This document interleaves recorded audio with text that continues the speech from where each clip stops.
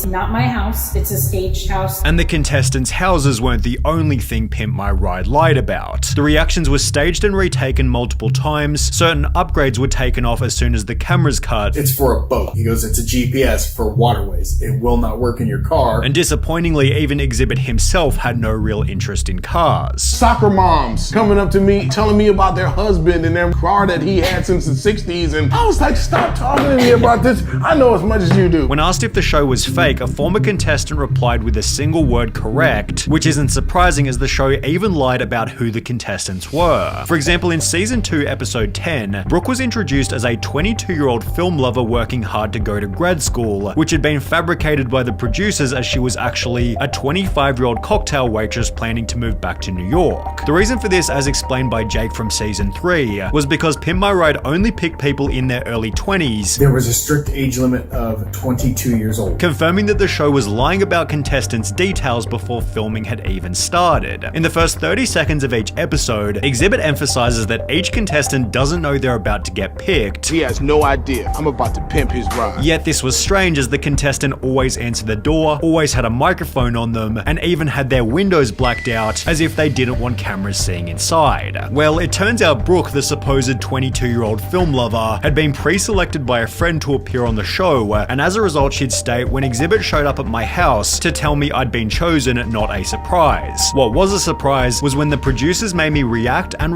then react again to Exhibit showing up, finally coercing me into doing a cartwheel, and she wasn't the only contestant who'd had this experience. And they coach you on how to say it and what to say and everything like that. The show didn't have an actual script, but they did steer the dialogue in a direction that they wanted. If I said something they liked, they would have me repeat it over and over on camera. This had been commented by Seth, who appeared in season 5, who was also well aware that Exhibit was coming to his house, stating, "They told me I was in the running for my own episode, but it was between me and 2 other people. When I was sitting in the house waiting for a knock at the door, they said that it was either going to be Exhibit or a producer telling me I didn't win." Thinking back on it, that was all bullshit, but it did make the surprise genuine, which was the same experience as Erin from season 4, episode 2. She was one of 3 contestants. One of them would be chosen. Someone came and knocked at the door. If it was Exhibit, they won. Each contestant was at least somewhat aware that they'd be getting a knock on the door because, well, the homes they were in were actually owned by Pimp My Ride. A Huffington Post article clarified these houses were oftentimes not the contestants' homes. Instead, each dwelling had been rented by MTV. For example, when Jake from season 3 was asked, did the film crew show up and stage the whole surprise as part of the episode, he'd respond by stating it wasn't my house. It was a place owned by one of the crew members. Similarly, Seth from season 5 stated, the house was rented from Craigslist because I lived in an apartment, and they need a house with a big open driveway for filming, which is certainly reasonable, although sometimes the house was part of the person's story. In season 2, for example, Eric's car had supposedly been beat up in the rough streets of Compton. In Compton, ain't no streetlights in Compton. However, judging from a quick look at Google Maps, it seems the episode was filmed in a much nicer neighborhood. So if Eric's story was inconsistent and Brooke's story from earlier was downright fabricated, then who else's stories were exaggerated for the sake of the show? Well, it seems pretty much all of them. In season 3, Jake's Buick had been bought from his grandma who smoked, and as a result the show threw an extra few dozen cigarette butts in the car to make her just look like a totally disgusting person. On top of this, the show interviewed Jake's girlfriend toward the start of the episode, yet MTV apparently questioned me having a girlfriend and suggested I dump her because it was better for my desperate dude with a shit car image. A producer later responded by stating, why would we want a kid to break up with his girlfriend? How would that have helped the show? So while Jake's claim about his girlfriend was somewhat questionable, the cigarette story was confirmed by Seth, who had a similar experience. I know I'm fat, but they went the extra mile to make me look extra fat by telling the world that I kept candy all over my seat and floor just in case I got hungry. However, it seems the fakest story was Justin's in season 6. His front bumper had supposedly fallen off in a car crash. Here is the result of a 3-car pileup right here.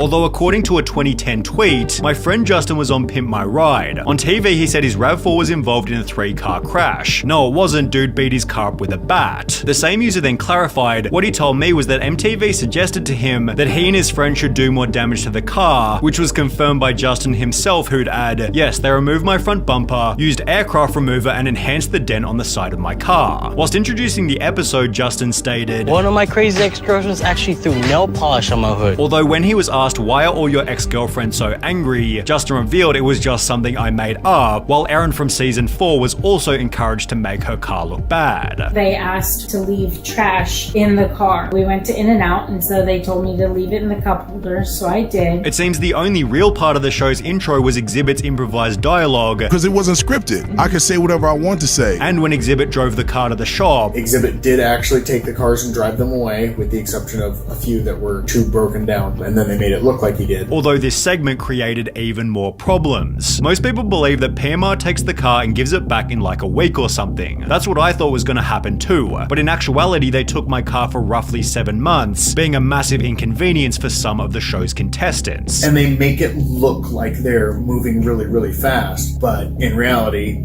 they weren't. When asked for the 5 months they had your car, did they supply you with a replacement car? Justin from season 6 replied, no, they gave me $2,000 to rent a car. But I was 19 at the time. I rented a car for a month and it cost me $1,000, forcing Justin to find his own transport for the remaining 4 months. Seth from season 5 had a similar experience, being forced to go to a really small shady company off the freeway by LAX because they were the only ones willing to rent to me because of my age. It sucked having that rental car because they wouldn't take payments over the phone, so once a month I had to drive all the way from West Covina to LAX just for them to swipe my card. Although the rental situation was better for other contestants. They had my car for about 6 months, and that time I had the rental car for 6 months as well. With Jake from season 3 adding, they gave me a really nice Mitsubishi Lancer to drive for the time they had the Buick. In the meantime, the crew began to plan how the rides were going to be pimped, although according to a former production staffer, this was also somewhat staged. The boardroom scenes with the WCC crew took a long time to shoot. They often had to be fed line by line. Some of those guys never really got used to being on TV. Some of the lines in the shop probably seem rehearsed because producers would come up with them and feed them to the WCC guys, although excluding this, the mechanics were fairly innocent. The segment where they'd pimp the car was almost impossible to fake. They really did put shit in the vehicles and change everything out. But when contestants were shown what their new car looked like, Pimp My Ride employed even more staging. Finally came the day for the big reveal. They filmed my reaction to the car at least 10 times before I'd even seen it. And when I did, holy hell, poor Betsy looked like Barbie's dream car from hell. It was pimped to the nines and hideous. This had been written by Brooke, who gave a much different reaction during her episode. Beautiful, perfect color. Exactly the color I want. While every other contestant also filmed their reveal multiple different times. We had to take a lot of takes over and over and over and over and over and over again. Justin stated they had to keep retaking my reaction. Seth stated I even had to do the reveal of the car like 3 times. However, Jake's reaction anecdote was the strangest of them all. His first real reaction to the car was just quiet amazement where he said this is good. They immediately yelled redo and then things got a bit weirder. I remember this very clearly. Big Dane, very big dude, he like puts his arm around my shoulder, kind of walks me around the shop for like 10 minutes and he's like, listen, we put a lot of work into this. We expect you to be a little more enthusiastic, although it would have been hard to conjure enthusiasm for a car that barely worked. As Jake would later write, the problem with the show is they don't fix any of the mechanical issues and my car was a piece of shit. What they did was make my piece of shit sound exceptionally awesome, which is great, just not great enough to drive on roads. The HuffPost article expanded on this by stating, the car needed a muffler, and so a fake exhaust pipe was installed to make it seem as if that's what the car was supposed to sound like, even though it was just a lack of a muffler, while Exhibit brought up a much more dangerous incident. There was an instance where one of the cars wasn't fixed correctly, and long story short, this kid was driving this vehicle that was supposed to be like damn near brand new, and the steering wheel came off when he was driving it. It's therefore no surprise that the production staffer said, I can say that the cars often weren't fully ready when we shot the reveal. Some had to stay in the shop another week or so to get finished before the kids got them back, especially if they had mechanical issues, and it was Seth and his candy bars who seemed to fit this category. Pimp My Ride doubled down on his supposedly crappy diet by installing a cotton candy machine in the boot of the car, which didn't even work as the cotton candy candy machine didn't have a protective hood that fit, so if I tried turning it on, it would get candy strands everywhere. Very messy, so I never used it again after the shoot. Seth also never used the LED lights installed in the seats as they would get really hot if left on, while he also had to remove the gull-wing doors because the pistons used to lift them kept them from putting seatbelts in the back, which was highly dangerous. To add a cherry on top of the cake, he had to fork out a further $1,700 for a brand new engine, then adding, "After that I drove it for a month before someone hit me and totaled it." However, the end to Justin's RAV4 was even more brutal. After 5 years of taking his pimped out ride to car shows, Justin's RAV4 caught on fire whilst driving as a result of faulty wires. It was later confirmed that this had nothing to do with the show, and at least Justin's car was the same one he first sent in, as when Tavarish uploaded a video titled "I bought an abandoned Pimp My Ride minivan," he'd make a shocking discovery. The show originally introduced the minivan as a 1998 Plymouth Grand Voyager, however Tavarish discovered the car was now a 1999 Dodge Caravan, showing that after they wrecked the original minivan, the show sneakily pimped a completely different car. As a result, Exhibit has been the brunt of most of the show's backlash. I was the face of the show, you know what I'm saying? So people associate me with what happened to the car. Which feels pretty unfair given every contestant has said he's an awesome guy. In fact, Exhibit only did Pimp My Ride for the following reason. I actually did Pimp My Ride because I thought they was gonna play my music videos. However, it instead seemed to have the opposite effect. The show was taking away my credibility of what I've already done. It was taking so much time. I wasn't able to tour. I wasn't able to record albums. Oh, damn, I definitely didn't know. I